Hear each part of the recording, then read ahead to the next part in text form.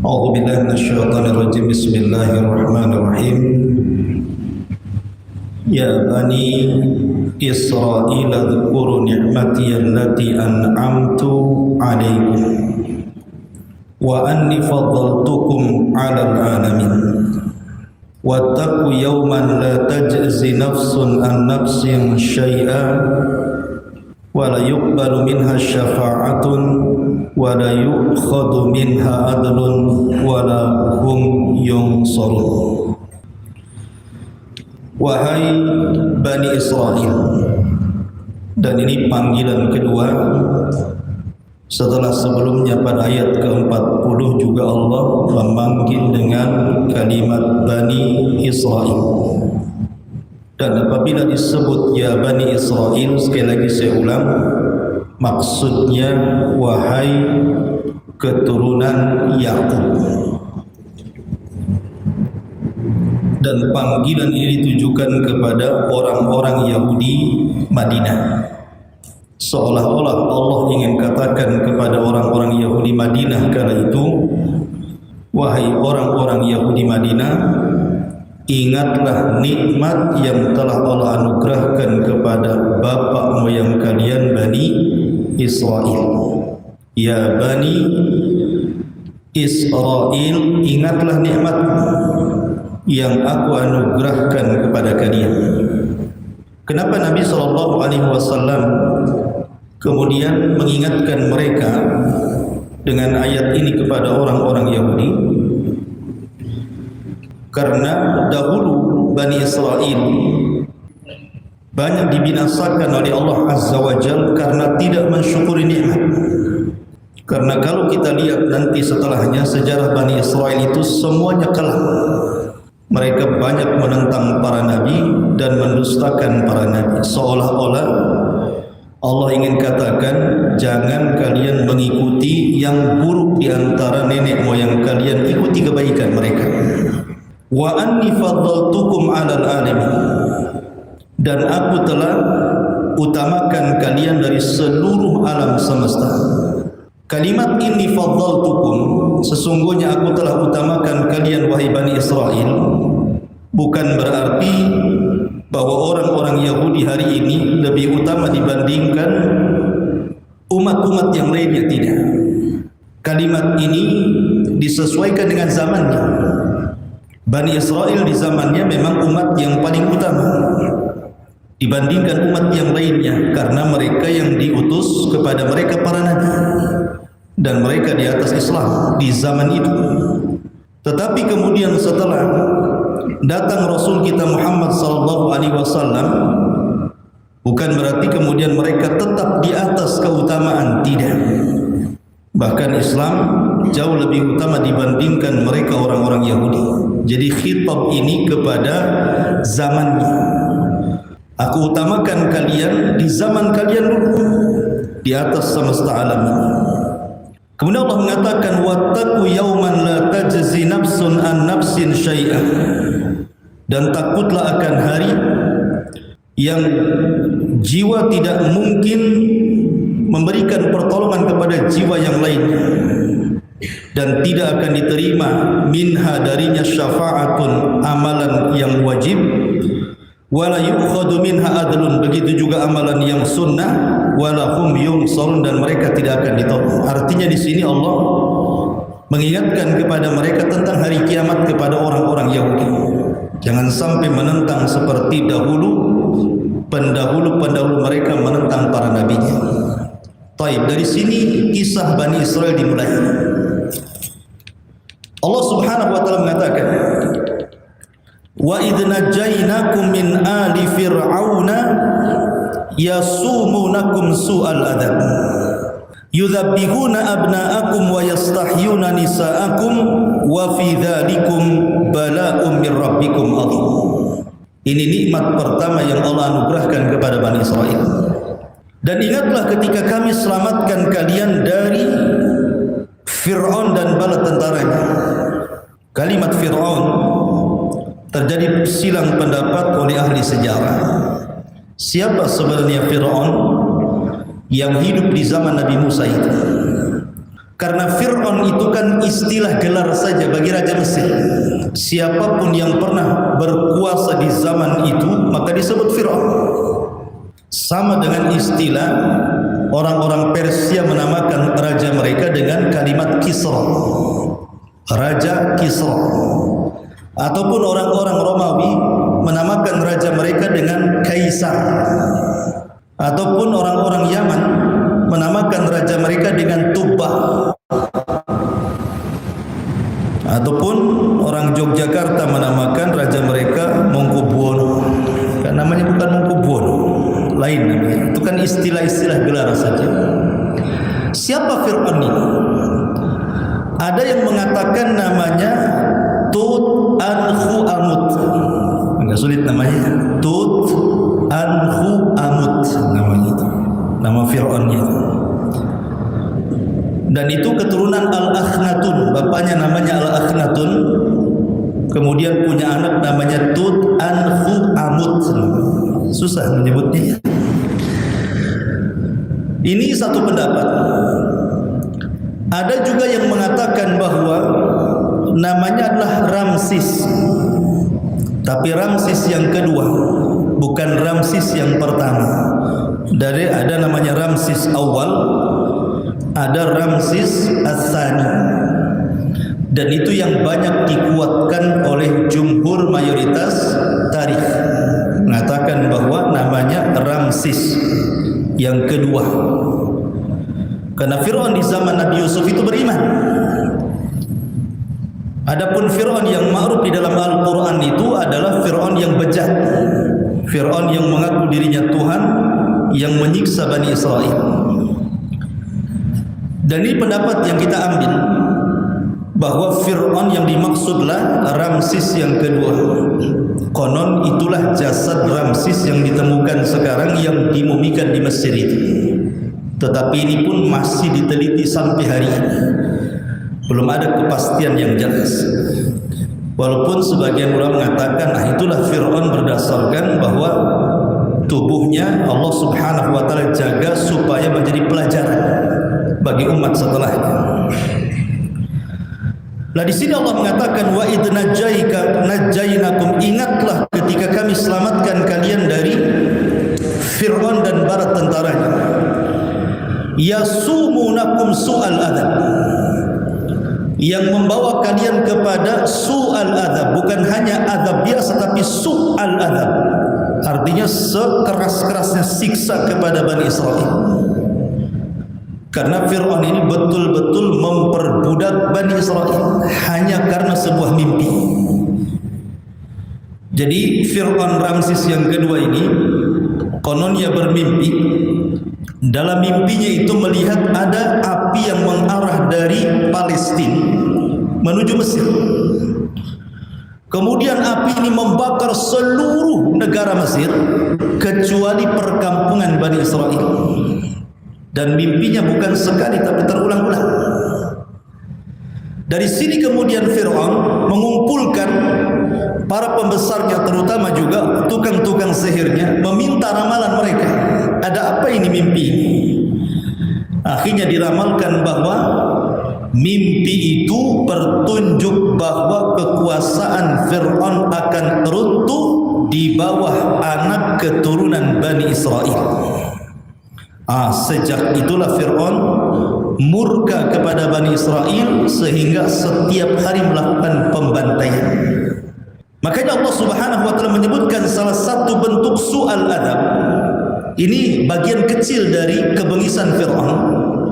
Yudzabbihuna abna'akum, mereka menyembelih anak-anak kalian, maksudnya anak-anak Bani Israel. Wa yastahyuna nisa'akum, dan membiarkan hidup perempuan-perempuan kalian dijadikan budak dan pembantu serta nafsu seksnya orang-orang Mesir. Jadi perempuannya digunakan untuk budak dan sebagai pemuas seksnya orang-orang Mesir, sementara laki-lakinya dibantai. Ini bagian kecil kebengisan Fir'aun. Yang terbesar adalah mengaku Tuhan. Karena dia yang mengatakan ana rabbukumul a'la, saya Tuhan kalian yang paling tinggi. A ilahun ghairi, a ilahun ma'allahi ghairi, apakah ada ilahun ghairi, apakah ada Tuhan selainku, kata Fir'aun. Ini kan ngeri sekali ya, mengatakan seperti itu. Sampai dia perintahkan Haman, perdana menterinya, untuk membuat tangga ke langit.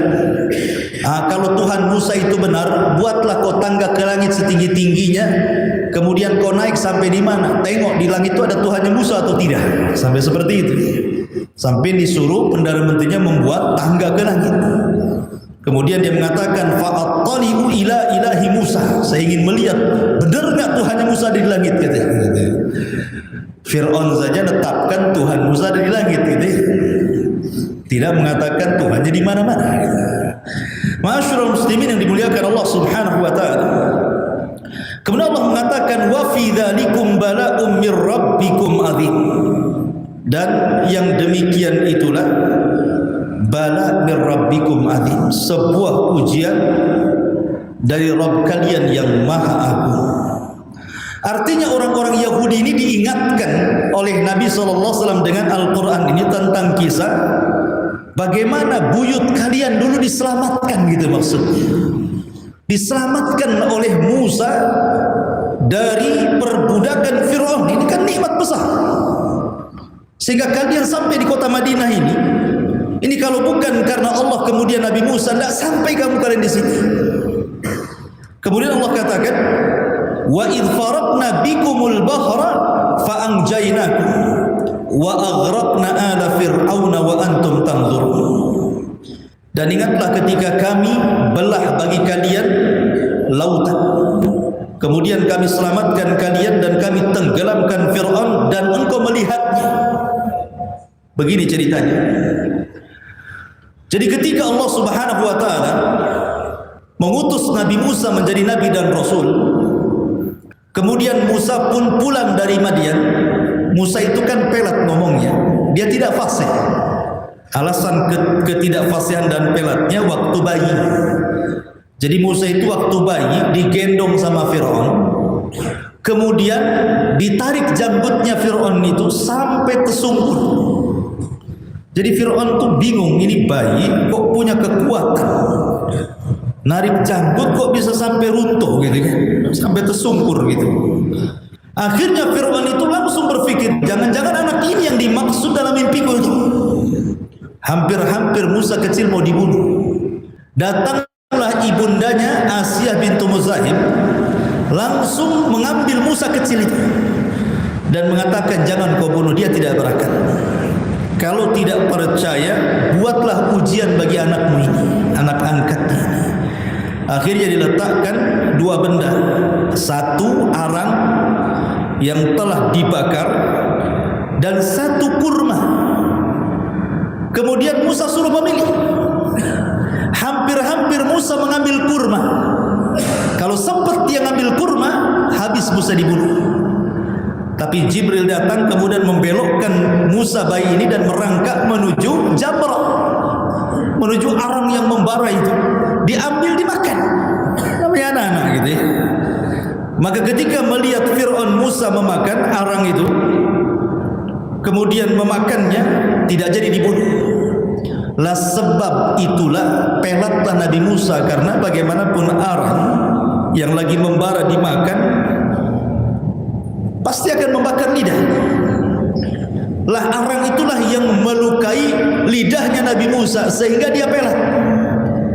Makanya Nabi Musa itu susah ngomong. Dari situlah Allah Subhanahu wa taala mengajarkan doa kepada Nabi Musa agar senantiasa dibaca kalau menghadapi Fir'aun. Rabbi srahli sadri wa yassirli amri wahlul uqdatan min lisani yafqahu qawli. Wahlul uqdah, ya Allah lepaskanlah ikatan yang mengikat lidahku ini. Makanya tahu bahwa Musa ini tidak fasih bicara, makanya dia meminta kepada Allah untuk menjadikan abangnya Harun jadi nabi. Jadi yang meminta abangnya Harun jadi nabi itu Musa. Maka Allah kabulkan, karena Harun itu kan orang yang lembut, orator, berakhlak, sehingga orang suka.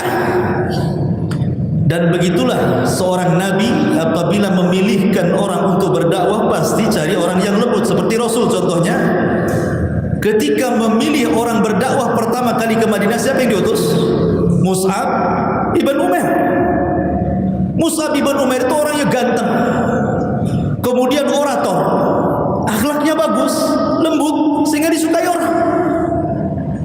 Makanya ketika kemudian dia datang ke Madinah, kemudian nginap di rumah Asad ibn Zurarah, marahlah kabilah Aus ini, terutama Mu'ad, Sa'ad ibn Mu'ad dan Usaid ibn Hudhair ini. Kata Sa'ad ibn Mu'ad, ya Usaid, kau aja yang pergi musir si Mus'ab itu. Saya nggak enak dengan Sa'ad ibn Zurarah karena dia ponakan saya masalahnya. Berangkatlah Usaid bin Hudhair. Ketika berjumpa dengan Mus'ab bin Umar, dimakinya dia, kau orang Mekah, pulang kau ke Mekah sana. Ngapain kau di Madinah? Kau membodohi orang-orang lemah kami, kata. Kata Mus'ab, gini saja Usaid, duduklah sebentar. Saya mungkin beberapa menit saja saya akan ngomong. Kalau kau cocok, alhamdulillah. Kalau nggak cocok, saya pulang. Ini dia. Akhirnya Usaid pun duduk, dibacakan beberapa ayat Al-Quran, Masya Allah, hidayah masuk. Kemudian dia masuk Islam. Habis itu disusul oleh Sa'ad bin Mu'ad, sama juga datang tuh maki-maki. Kata Mus'ab, nggak perlulah maki-maki, duduklah sebentar. Saya ngomong sebentar, kalau cocok alhamdulillah, kalau nggak usah diusir, saya pulang sendiri ke Mekah, katanya kan. Dibacakan lagi Al-Quran, masuk lagi hidayah, subhanallah. Maka Musa pun sama ketika dia memilih Nabi Harun, karena Harun itu orangnya lembut, orator lagi orangnya. Maka dia minta kepada Allah, jadikanlah akhi saudaraku ini nabi yang nabi. Maka Allah kabulkan, jadilah Harun nabi. Makanya berangkatlah Musa dengan Harun menjumpai Fir'aun. Ceritanya panjang, sampai pada waktunya ketika Fir'aun ini sudah tidak tahan, maka dia ingin membunuh Musa dan seluruh Bani Israel. Lah kita tahu bahwa Bani Israel itu ketika menjadi budak, semua mereka bekerja kepada rumah-rumah kaum Kibti. Tidak ada satupun rumah kaum Kibti kecuali ada Bani Israel di situ. Ya jadi tukang sapu, ya jadi tukang masak. Pokoknya hampir semua rumah-rumah kabilah Fir'aun, kaum Kibti itu pasti ada Bani Israelnya yang membantu mereka. Jadi ketika ada perintah hijrah, maka Musa meminta kepada Bani Israel malam itu semua pulang, karena malam itu akan kabur. Lah sehingga banyak kemudian orang-orang, wanita-wanita yang membantu di rumah kaum Kibti, kaum Fir'aun itu banyak yang mencuri emas. Diambilnya emas-emas itu. Pokoknya apa yang bisa dicuri, dicuri. Ya. Kemudian mereka kumpul di perkampungan Bani Israel, dan malam itu juga mereka bergerak semuanya, mau laki-laki, perempuan, anak-anak, tua, muda, pokoknya berangkat. Kalau tidak pasti dibunuh. Lah mendengar bahwa Bani Israel sudah mengosongkan kampungnya, maka Fir'aun pun kemudian menyiapkan tentaranya. Dikejarlah oleh Fir'aun ini. Jadi kejar-kejaran. Allah takdirkan rupanya buntu jalannya, karena tidak ada tempat kecuali lautan di depannya. Dan itu kan hijrah tidak direncanakan, sehingga tidak sempat buat perahu, ya kan? Tidak sempat buat sampan gitu. Tidak mungkinlah orang berenang di lautan, mati, ya kan? Jadi di sini kaum Bani Israel ini dikepung oleh dua arah. Di depan mereka lautan, kalau mereka maksa berenang pasti mati. Sementara kalau mau balik lagi ke Mesir, tentara Fir'aun ada di belakangnya. Sehingga mereka mengatakan kepada Musa, "Inna lamudrakun." Musa, mereka sudah melihat kita. Apa yang harus kami lakukan? Depan kita ini lautan terbentang. Tapi Musa alaihi salatu wassalam tidak panik, karena dia terkenang dulu waktu bayi. Musa ketika waktu bayi diletakkan di kotak. Kemudian kotak ini hanyut di sungai Nil. Yang namanya kotak bisa saja kemudian tenggelam. Artinya bahwa Musa masih kecil, tidak bisa berenang. Tetapi Allah selamatkan. Itu waktu bayi, belum jadi nabi, nggak bisa berenang, masih lemah. Tapi Allah selamatkan. Sekarang Musa sudah jadi nabi, sudah dewasa. Tidak mungkin mungkin Allah tidak menyelamatkan. Bayinya saja diselamatkan, masa sekarang sudah jadi nabi tidak diselamatkan? Makanya Musa memastikan Bani Israel akan selamat dengan mengatakan inna ma'iya rabbi sayahdi. Tenang, kebersamaan kita dengan Allah, pasti Allah akan carikan jalan keluarnya. Bertawakal kepada Allah. Jadi Musa mengajak Bani Israel untuk bertawakal. Nah, ini pentingnya menanamkan tauhid. Karena tauhidlah satu-satunya jalan kita ini keluar dari permasalahan. Iyyaka na'budu wa iyyaka nasta'in. Maka ketika kemudian Bani Israel mulai tenang, sudah tidak gaduh lagi kan? Disitulah kemudian Nabi Musa alaihi salatu wassalam diperintahkan Allah untuk memukul lautan dengan tongkatnya. Ketika dipukullah lautan itu, terbelahlah lautan menjadi 12 jalan. Kenapa 12 jalan? Karena Bani Israel itu terdiri dari 12 kabilah. Makanya dibuat satu kabilah satu jalan, satu kabilah satu jalan. Ya, jadi 12 kabilah dari seluruhnya putra-putra Yakub alaihi salatu wassalam. Nyebranglah masing-masing kabilah itu lewat jalan masing-masing. Karena tidak ada kapal masalahnya. Lah ketika mereka sudah berada di pertengahan lautan, tentara Firaun baru datang. Kemudian Firaun pun menyusul mereka. Jadi ketika mereka sudah di pinggir, Firaun di tengah lautan. Lah disinilah Allah Subhanahu wa taala katakan wa id faraqna bikumul bahr. Ingatlah ketika kami katakan kepada Musa suruh memukul lautan. Ya. Maka dipukullah lautan kemudian terbelah menjadi 12 jalan. Fa anjainak. Kami selamatkan kalian. Di sini Musa diselamatkan oleh Allah Subhanahu wa taala. Sementara apa yang terjadi dengan Firaun? Fa aghraqna ala Firaun. Kami tenggelamkan Firaun dan seluruh bala tentaranya. Ketika Firaun tenggelam ini, Firaun sempat beriman. Sempat beriman. Dia berteriak dan mengatakan amantu bima amanat bihi Banu Israel. Sungguh aku beriman dengan apa yang telah diyakini Banu Israel. Tapi apa gunanya iman? Rasul yang mengatakan innallaha yaqbalu taubata 'abdin ma lam yugharghir. Allah itu masih menerima tobatnya hamba kalau nyawa belum ditenggorokan. Ini nyawa sudah ditenggorokan.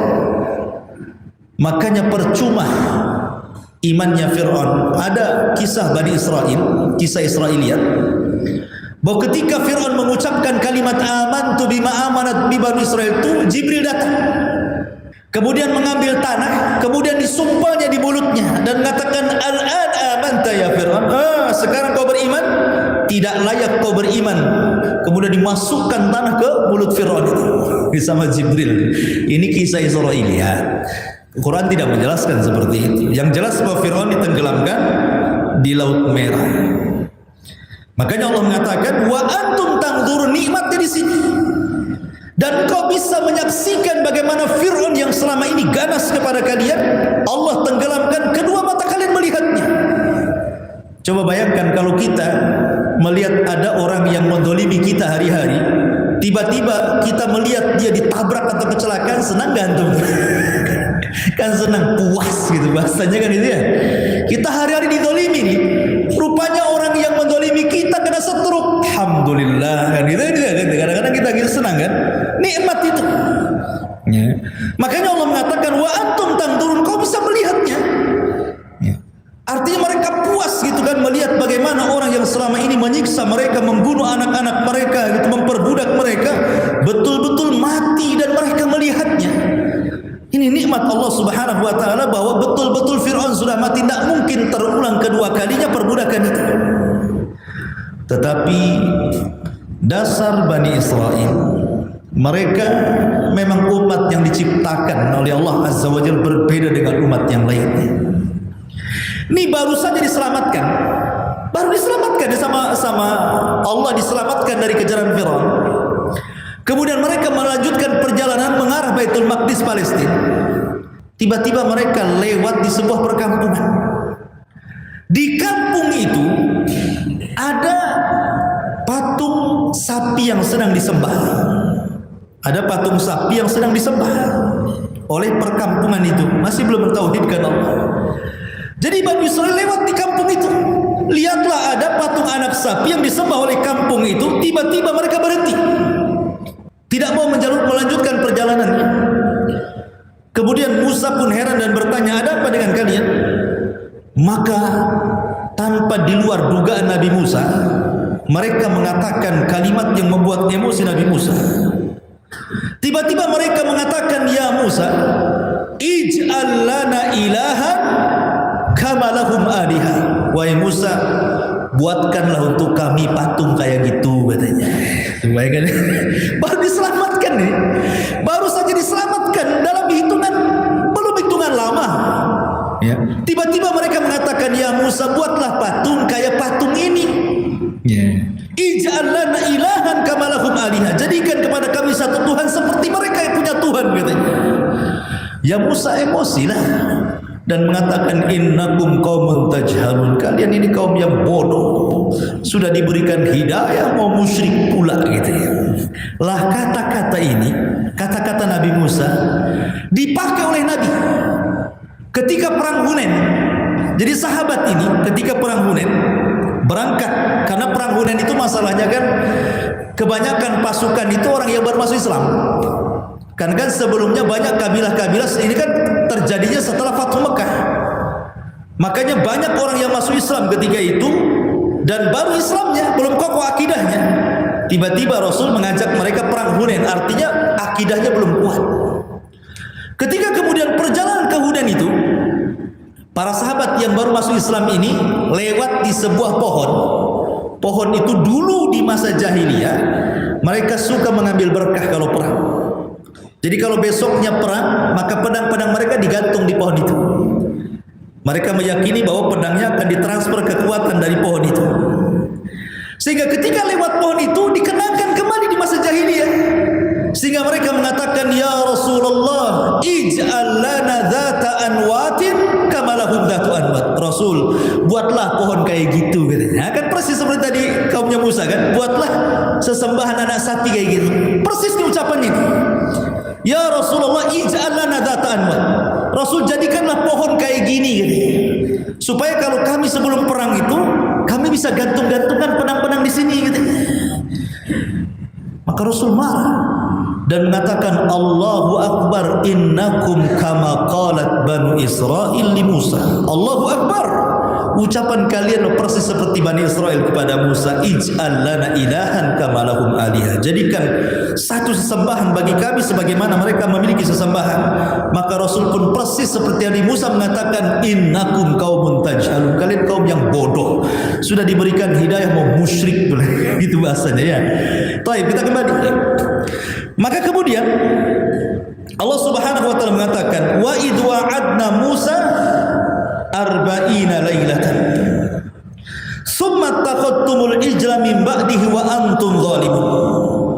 Dan ingatlah ketika kami berjanji kepada Nabi Musa arba'ina lailatan, selama 40 malam. Summa takhadtumul ijla, kemudian kalian mengambil patung anak sapi itu min ba'di, setelah kepergian Musa, wa antum zalimun, dan kalian telah berbuat zalim. Kenapa di sini wa antum zalimun, kalian telah berbuat zalim? Kezaliman yang paling zalim apa? Syirik. Sezalim-zalimnya kezaliman itu kesyirikan. Dan itu diambil dari nasihat Luqman Hakim kepada putranya, ya bunayya la tusyrik billahi inna syirka la zulmun azim. Hai anakku, jangan sekutukan Allah, karena kesyirikan itu sezalim-zalimnya kezaliman. Jadi kalimat ini wa antum zalimun artinya dan engkau melakukan kezaliman. Kenapa? Karena baru saja mereka diberikan nikmat. Baru saja mereka diberikan nikmat oleh Allah, diselamatkan dari Fir'aun, dan diseberangkan, mereka selamat. Tiba-tiba kemudian mereka murtad. Zalim tidak? Zalim namanya. Dan kezalimannya adalah kesyirikan. Ceritanya seperti ini. Jadi ketika Nabi Musa alaihi salatu wassalam sudah jauh meninggalkan Mesir, karena sudah menyeberang lautan dan sudah mendekati Palestina, tetapi tidak bisa masuk. Di Palestina itu ada satu kota, menuju Baitul Maqdis harus melewati kota itu, namanya Ariha. Ini kota tertua di dunia, namanya Ariha. Lah Ariha ini, kota ini sudah dikuasai bangsa Arab sebelumnya. Dari kalangan Kan'aniyun itu sudah ada di kota Ariha. Dan orang-orang Kan'an itu, mereka orang-orang yang sangat zalim, penyembah berhala. Musa tidak bisa ke Baitul Maqdis kecuali harus melewati kota ini. Otomatis kalau harus melewati kota ini harus perang. Kalau tidak perang tidak bisa. Makanya Musa alaihi salatu wassalam mengatakan kepada Bani Israel, kita tidak mungkin ke Baitul Maqdis kecuali perang. Bani Israel pengecut, penakut. Mereka ketakutan diajak perang. Makanya kemudian mereka mengatakan kepada Musa alaihi salatu wassalam, kalau kami harus perang wahai Musa, kami tidak bisa. Begini saja, idhab anta wa rabbuka faqatila innaha huna qaidun. Begini saja Musa, kalau kau ingin perang, berangkatlah sendiri, ajak Tuhanmu perang berdua, kami duduk-duduk di sini, kami lihat siapa yang menang, siapa yang kalah. Kurang ajar gak Bani Israel? Masa ngomong begitu sama nabinya? Ya. Idhab anta wa rabbuka faqatila innaha huna qaidun. Kau pergi saja berdua sama Tuhanmu. Nah, kami duduk-duduk di sini. Nanti kami saksikan siapa yang menang, siapa yang kalah. Ketika mereka tidak mau diajak perang, maka mereka membangkang atas perintah Musa. Akhirnya turun azab Allah. Ingat bahwa azab itu tidak mungkin turun kecuali karena melanggar perintah. Makanya Allah mengatakan falyahdharil ladzina yukhalifuna an amri an tusibahum fitnah aw tusibahum adzabun alim. Hati-hati jangan sampai menyelisih perkara dan perintah Nabi. Kalau tidak, kalian akan ditimpa fitnah atau azab yang pedih. Dari sini menunjukkan bahwa tidaklah Allah mengirimkan azab kecuali karena melanggar perintah Nabi. Dikirim azab. Apa azabnya? Mereka dibiarkan di negeri itu, tidak bisa keluar. Quran membahasakannya ardut tih namanya. Yatihuna fil ardi. Tih itu artinya linglung. Jadi mereka nggak bisa keluar dari situ. Ya. Bayangkan itu negeri padang pasir. Nggak ada tanaman, nggak ada bangunan, nggak ada pohon, nggak ada burung, nggak ada apa-apa. Padang pasir terbentang. Mereka tersesat di padang pasir. Mereka tidak bisa keluar dari padang pasir itu. Bukan sehari dua hari, 40 tahun mereka diazab oleh Allah, tidak bisa keluar dari padang pasir itu. Coba bayangkan, gara-gara mereka tidak mau diajak perang, Allah azab. Tidak bisa keluar dari Ardut Tih itu, negeri linglung. Lalu apa yang mereka makan? Kan tidak ada tumbuhan di situ, tidak ada makanan, tidak ada minuman. Akhirnya mereka mengeluh kepada Nabi Musa alaihi salatu wassalam, berikanlah makanan kepada kami, kami lapar. Akhirnya Musa pun berdoa kepada Allah, Allah turunkan dua makanan saja, langsung dari langit. Makanan yang pertama namanya manna, yang kedua namanya salwa. Makanya Quran mengatakan manna was salwa. Manna itu daging burung, salwa itu madu. Jadi Allah sediakan, Allah turunkan sehari itu 3 kali, pagi, siang, sore, pagi, siang, sore. Jadi waktunya makan sudah ada. Enak nggak tuh? Enak kan? Mereka nggak usah kerja, nggak usah apa. Pokoknya sudah dijatah tuh. Waktunya makan sudah ada tuh makanan itu. Ya gimana? Menang padang pasir, apa yang mau dimakan? Cabai pun tak tumbuh di situ. Ya. Kemudian mereka minta minum, sudah ada salwa. Mereka minta air bersih, nggak mau, masih manis-manis terus. Makanya Musa memukulkan di batu, keluarlah 12 mata air. Nah, gitu ya. Nah, itulah makanannya Bani Israel ketika di ardi linglung itu, di bumi linglung itu. Lah ketika mereka 40 tahun di situ, otomatis Nabi Musa alaihi salatu wasallam harus membuat undang-undang karena mereka sudah nggak bisa keluar dari situ. Disinilah Musa alaihi salatu wasallam dijanjikan Allah untuk diberikan Taurat. Disinilah kisah dimulai. Wa id wa'adna Musa arba'ina laila. Ketika Musa di negeri linglung itu, Allah janjikan Musa akan diturunkan Taurat. Syaratnya dia harus berpuasa selama 40 malam. Maka berangkatlah Musa mengajak orang-orang pilihannya sekitar 12 orang. Kemudian diberikan jalan keluar dari negeri linglung, berhasil atas petunjuk Allah. Kemudian balik ke Mesir. Kemana? Ke Bukit Saina, Bukit Tur. Makanya Quran selalu menjadikan sumpah Tur itu dalam Quran, karena itu tempat bersejarah ya. Jadi Musa alaihi salatu wassalam berangkat ke Tur dengan 12 orang pilihan ini. Tetapi sama Musa ditinggalkan. Yang 12 ini Musa berangkat duluan, orang ini nyusul. Kemudian sampailah Musa di Bukit Saina. Mulailah Musa berpuasa. Di sini Allah mengatakan arba'ina lailatan, 40 malam. Kok bisa mengetahui bahwa ini 40 malam? Di sini Allah tidak mengatakan 40 hari, tapi Allah menyebutkan 40 malam. Kenapa? Karena malam itu menentukan waktu. Sekarang kita bisa lihat bulan. Orang tua dulu walaupun belum ada penanggalan, tahu ini tanggal berapa hanya melihat bulan kan? Orang dulu kan begitu. Zaman dulu kan gak ada penanggalan, orang desa-desa itu. Tapi tahu ini tanggal berapa hanya melihat bulan. Ini udah awal bulan nih, tengok bulannya, gitu. Ini udah akhir bulan, tengok bulannya.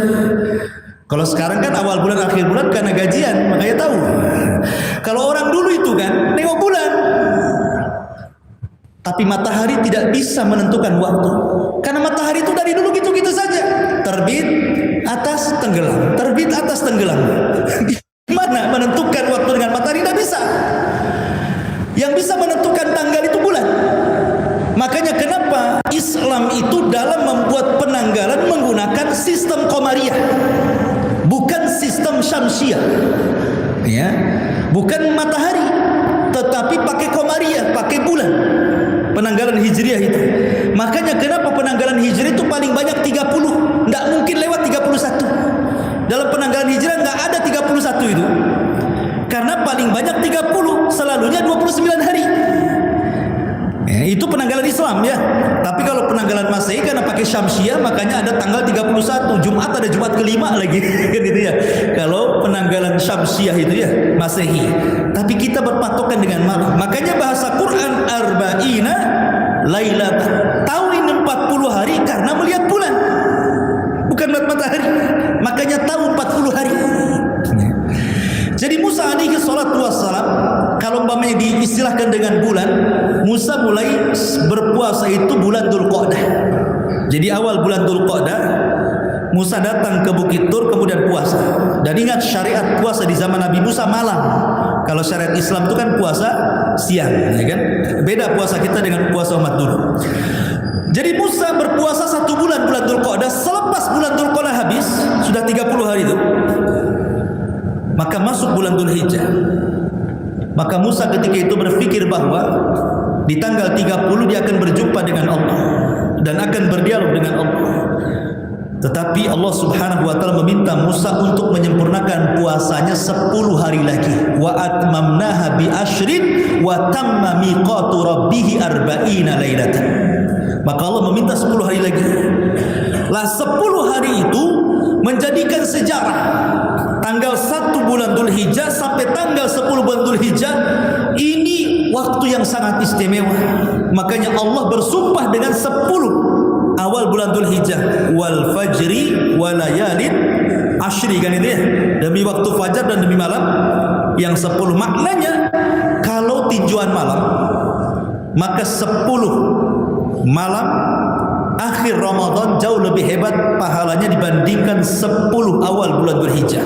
Tapi kalau tinjauannya siang, maka 10 awal bulan Dzulhijjah jauh lebih baik dibandingkan 10 akhir Ramadan. Karena ini tempat puasanya Nabi Musa tambahan dari 30 hari sehingga pas menjadi 40 hari. Lah Nabi Musa setelah berpuasa 40 hari, baru kemudian Allah Subhanahu wa taala berikan Taurat, dan satu-satunya kitab langit, Suhuf, Taurat, Zabur, Injil, Quran, yang langsung ditulis oleh Allah Subhanahu wa taala hanyalah Taurat. Itulah keutamaan Taurat, karena tulisannya langsung Allah yang tulis di sebuah papan. Kalau Quran kan tidak. Kalau yang tulis Quran ini tulisan siapa? Ini tulisan Utsmani, orang-orang pilihan Utsman bin Affan. 4 orang, 3 dari sahabat, 1 dari tabi'in. Ya, 1 Zaid ibn Thabit, 2 Abdullah ibn Zubair, 3 siapa lagi? Saya lupa. Kemudian Amr bin As. Ya, jadi 4 orang inilah disuruh menulis Quran, mencetak ulang. Jadilah mushaf Utsmani. Begitu juga Injil gitu ya. Tapi kalau Taurat tidak, dia langsung jadi, sudah ada. Jadi sudah berbentuk papan, isinya Taurat semuanya. Nah, itulah yang menjadikan undang-undang Bani Israel. Beda dengan kalau Taurat ini termasuk kitab asli dari ahli kitab. Sebab Injil ini penyempurna Taurat. Ingat ya, Injil ini penyempurna Taurat. Asalnya Taurat. Makanya dalam kalau kita sering mendengar orang-orang Nasrani mengistilahkan dengan perjanjian lama dengan perjanjian baru. Maksudnya perjanjian lama itu Taurat, perjanjian baru itu Injil. Jadi Injil ini penyempurna Taurat, asalnya Taurat gitu loh maksudnya. Beda dengan Quran. Kalau Quran itu tersendiri gitu. Justru yang ada di Injil dan Taurat ada dalam Quran. Intinya bahwa Nabi Musa sudah dapat Taurat, kemudian Allah memberitahu, kamu harus segera balik. Harus segera balik karena kaummu disesatkan orang namanya Samiri. Jadi Allah kasih tahu tuh, kamu harus segera balik. Kenapa?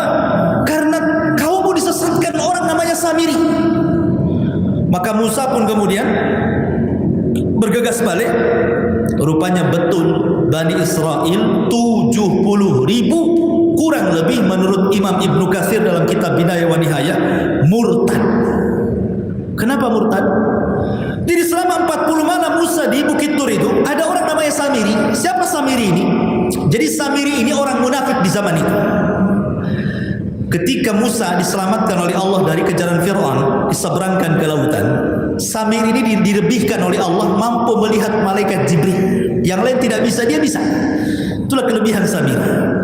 Dia bisa melihat malaikat Jibril.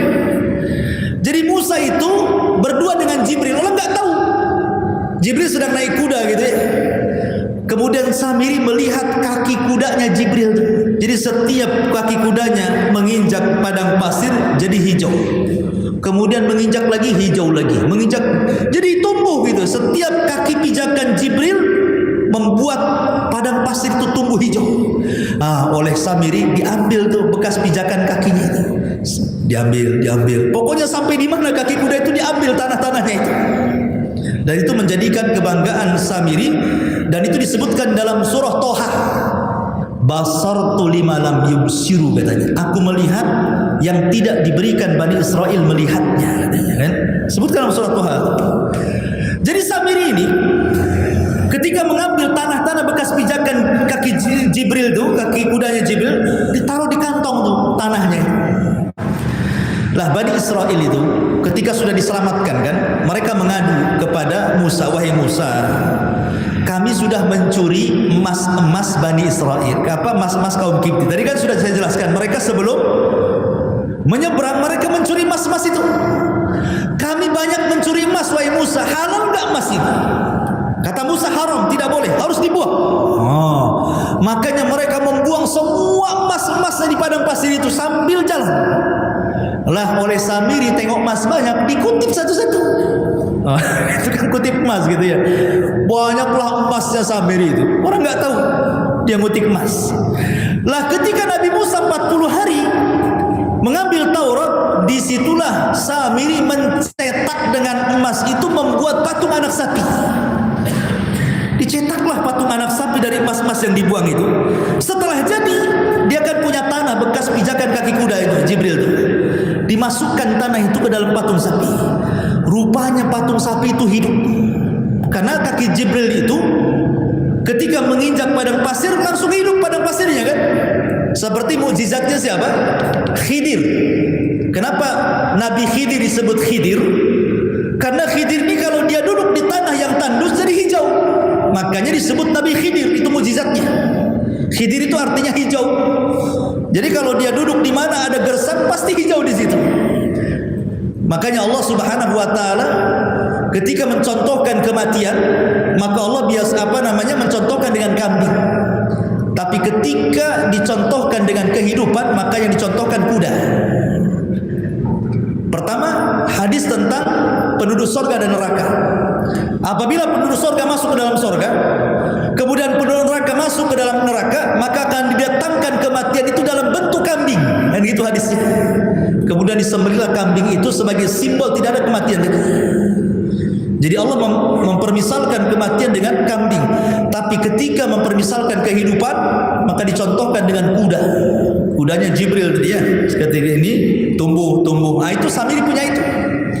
Dimasukkanlah itu tanah itu ke dalam sapi tadi. Tiba-tiba lahu huwar. Allah mengatakan lahu huwar. Tiba-tiba dia bersuara kencang gitu kan.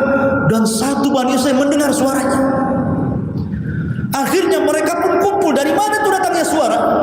Rupanya datangnya suara itu dari patung anak sapi yang dibentuk oleh Samiri. Ketika melihat seperti itu kan aneh Bani Israil. Kok ada patung anak sapi bisa hidup? Akhirnya teringatlah kebiasaan mereka ketika mereka belum dapat hidayah dari Nabi Musa. Orang Mesir biasa nyembah patung sapi, ya kan? Jadi akhirnya kemudian sesembahan lama masuk lagi. Apalagi Samiri mengatakan, lihat wahai Bani Israil, Musa itu salah alamat. Tuhannya ada di sini, jauh-jauh dia ke sana cari Tuhan katanya. Tuhannya ada di sini. Ngapain dia cari Tuhan sampai ke Bukit Tur katanya kan? Nah, sebab itulah Bani Israil 70.000 nyembah patung anak sapi baik. Separuh dari Bani Israil nyembah anak sapi. Nabi Harun ini yang ditugaskan untuk mewakili Musa berusaha mengatakan bahwa itu bukan Tuhan kalian. Itu bukan Tuhan kalian. Tuhan kalian adalah Allah Subhanahu wa taala. Tapi mereka mengatakan tidak. Kami akan tetap menyembah Tuhan ini sampai Musa datang dan Musa mengatakan ini bukan Tuhan, baru kami akan berhenti. Tapi kalau kamu yang ngomong kami mendengar. Mereka enggak takut sama Harun. Mereka hanya takut sama Musa. Makanya ketika Musa datang, kagetlah. Ya. Kenapa Bani Israil 70.000 bisa murtad? Bayangkan. Makanya Allah mengatakan wa antum zalimun. Kalian ini zalim. Sudah diselamatkan loh. Kalau sekarang kalian nyembah patung pula.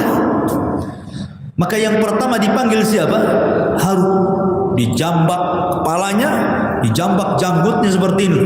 Quran menyebutnya bagaimana marahnya Musa sampai dijambak rambut, dijambak. Begitu bahasanya gitu ya Quran itu ya. Kenapa kau sesatkan Bani Israil wahai Harun? Kata Harun, ya Musa, yabna akhi, yabna ummi, wahai anak ibu, bukan saudaranya. Aku sudah berusaha mendakwahi Bani Israil, tapi mereka tidak takut kepadaku dan hanya takut kepadamu. Aku pun takut sebenarnya kalau engkau menuduh aku akan memecah Bani Israil, mencari pengaruh di Bani Israil. Tidak, wallahi tidak. Ya.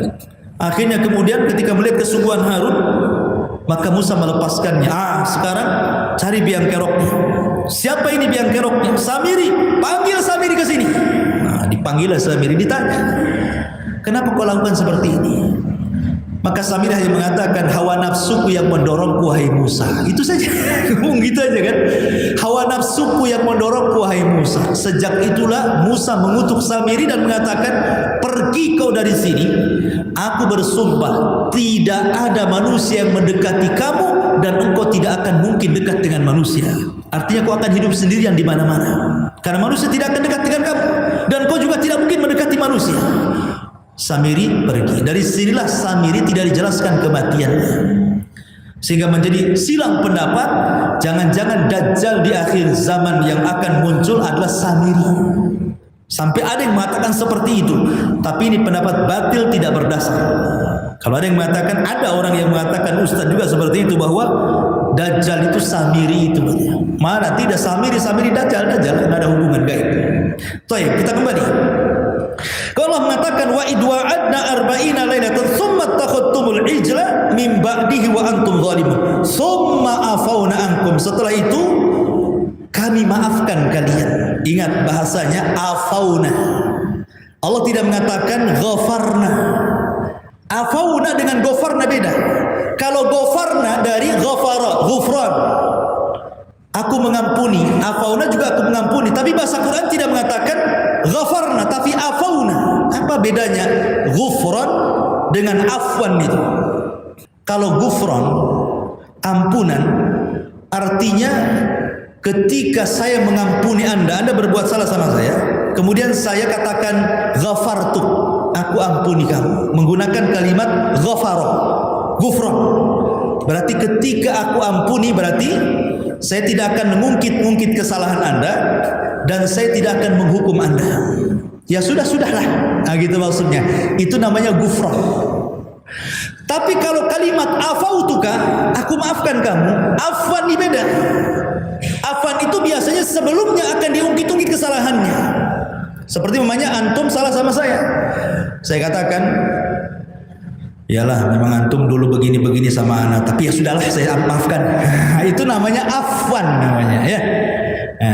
Karena apa? Mengungkit dulu kesalahannya, baru dimaafkan. Kemudian diberikan hukuman. Tapi ingat ya, jangan antum ulangi. Itu ditekan kan? Itu hukumannya. Itu namanya afautu. Lah Allah Subhanahu wa taala membahasakan summa afauna, tidak ghafarna. Kenapa? Karena Allah Subhanahu wa taala mengampuni mereka tetapi tidak membiarkan mereka begitu saja, tapi Allah berikan hukuman. Ya. Apa hukumannya? Summa afauna ankum min ba'di dzalika la'allakum tashkurun. Kemudian kami maafkan kalian setelah itu agar kalian bersyukur. Kemudian Allah mengatakan wa idz ataina Musal kitaba wal furqana la'allakum tahtadun. Dan sungguh kami telah berikan kepada Musa Taurat, kemudian wal furqan dan mukjizat yang banyak agar kalian menjadikan petunjuk. Di sini hukumannya. Wa idz qala Musa liqaumihi, dan ingatlah ketika Musa berkata kepada kaumnya, ya qaumi innakum zalamtum anfusakum bittikhadikumul ijla.